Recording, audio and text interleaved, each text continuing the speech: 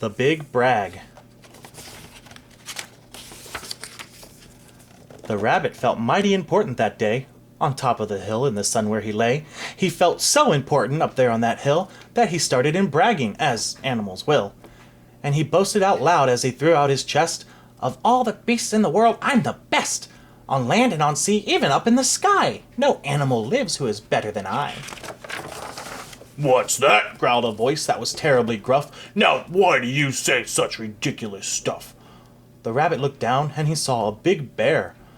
"I'm the best of the beasts," said the bear. "and so there." "You're not," snapped the rabbit. "I'm better than you." "Pooh!" the bear snorted. "And again I say pooh! You talk mighty big, Mr. Rabbit, that's true. But how can you prove it? Just what can you do?" Thought the rabbit. Now what can I do? He thought and he thought. Then he finally said, "Mr. Bear, do you see these two ears on my head? My ears are so keen, so sharp, and so fine.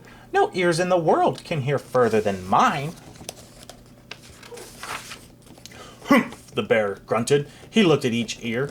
"You say they are good," Said the bear with a sneer. "but how do I know just how far they can hear?" "I'll prove," said the rabbit. "My ears are the best.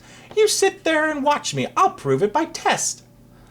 Then he stiffened his ears till they both stood up high and pointed straight up at the blue of the sky.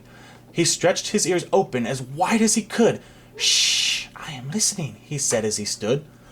He listened so hard that he started to sweat, and the fur on his ears and his forehead got wet. For 7 long minutes he stood, then he stirred, and he said to the bear, "Do you know what I heard? Do you see that far mountain? It's 90 miles off. There's a fly on that mountain. I just heard him cough. Now the cough of a fly, sir, is quite hard to hear when he's 90 miles off, but I heard it quite clear. So you see," bragged the rabbit, "it's perfectly true that my ears are the best. So I'm better than you." The bear for a moment just sulked as he sat, for he knew that his ears couldn't hear things like that. "This rabbit," he thought, "made a fool out of me. Now I've got to prove that I'm better than he." So he said to the rabbit, "You hear pretty well. You can hear 90 miles off, but how far can you smell? I'm the greatest of smellers," he bragged. "See my nose? This nose on my face is the finest that grows.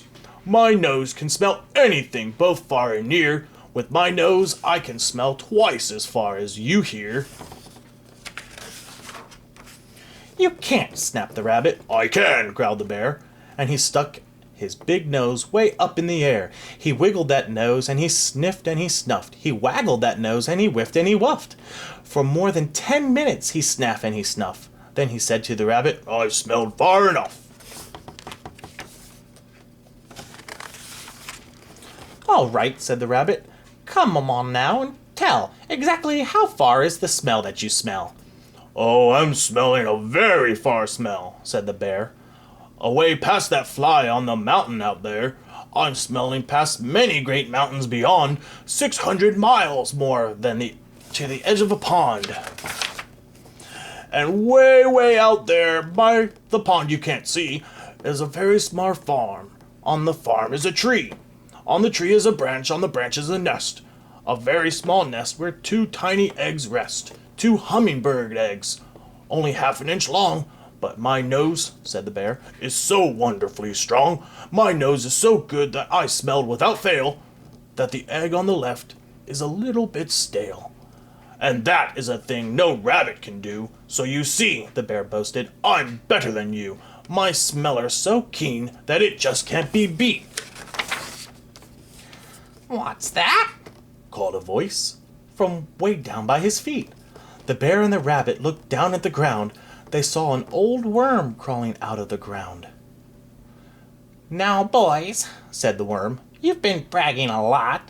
You both think you're great, but I think you are not. You're not half as good as a fellow like me. You hear and you smell, but how far can you see? Now, I'm here to prove to you big boasting guys that your nose and your eyes aren't as good as my eyes." And the little old worm cocked his head to one side, and he opened his eyes, and he opened them wide.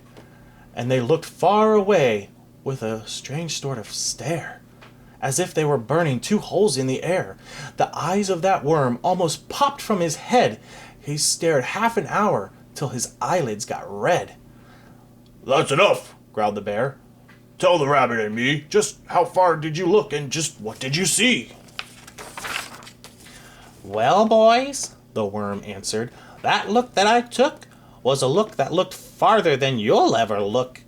I looked across the ocean, way out to Japan, for I can see farther than anyone can. There's no one on earth who has eyesight that's finer. I looked past Japan, then I looked across China. I looked across Egypt, and then took a quick glance across the two countries of Holland and France.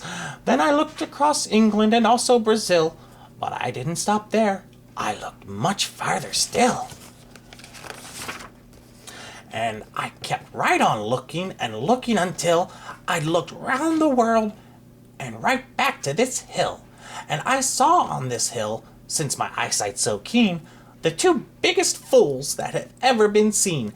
And the fools that I saw were none other than you, who seem to have nothing else better to do than to sit here and argue who's better than who. Then the little old worm gave his head a small jerk, and he dived in his hole and went back to his work.